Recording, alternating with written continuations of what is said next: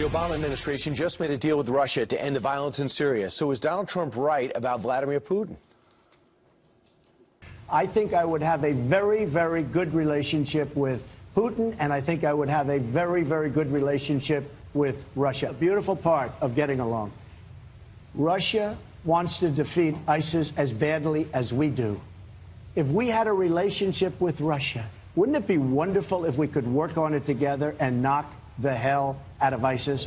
Well, on that count, perhaps. But what about other counts? Our next guest says not so fast. Joining us now is the chairman of the Homeland Security Committee, Texas Congressman Michael McCaul, who was just here for marking 15 years since the 9/11 attacks and stuck around to talk to us. Are you okay with Donald Trump's stance with Putin? And what he just said? Well, I was with Donald Trump yesterday at the memorial service, or moving service. I would urge caution on this one. I do think he's right that we have common interest with Russia as it goes to ISIS. If they're willing to strike ISIS in Syria, great.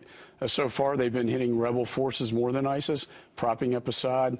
I think Russia is in there for another reason, and that is to stabilize Syria to Assad's advantage and to Iran's advantage. So we have to be careful about this, but I do think there is an opportunity to provide safe havens and go after ISIS. And, you know, Reagan talked about peace through strength. That's how we need to deal with Mr. Putin. Strength through the military, strength in diplomacy. And I think Donald Trump does understand that. Have we shown that strength to Russia? No, of course not. And I think the Obama administration has only shown weakness.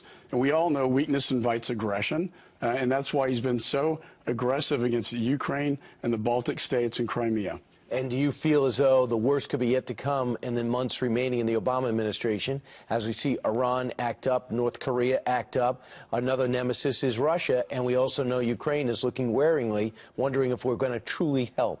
And don't forget China and the South Pacific. They are all testing us. They know this president's weak. He's not going to respond. And this is where, again, weakness invites aggression globally, not to mention Mrs. Clinton's failed foreign policy, creating instability in the Middle East and Northern Africa, which has led to the modern-day creation of ISIS. Yesterday was the first time you had a chance to mark 15 years. As chairman of Homeland Security, I'm sure it's vital to see it up close and personal. What's your take about what took place 15 years later and what exists downtown? Very moving experience. Every prior New York police chief was there. You had all the mayors there, governors. You had, for the first time, the two presidential candidates were actually there. I was more on the Trump side of the aisle, and of course Hillary Clinton was there, and she left a little bit early from the service. But you look at a different threat today than we saw before 9/11. It's evolved, greater use of the internet, exploiting the internet to radicalize individuals in the United States. But I would say we're still in the highest threat environment since 9/11. Right now? Right now. So for those who say we're safer, you can't say that.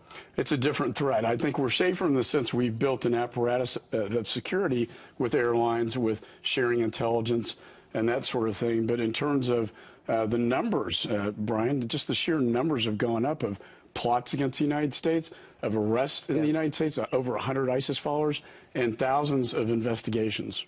Chairman of Homeland Security, a vital position here in Congress. Michael McCaul, thanks so much. Thanks, Great Brian. to see you. Appreciate it.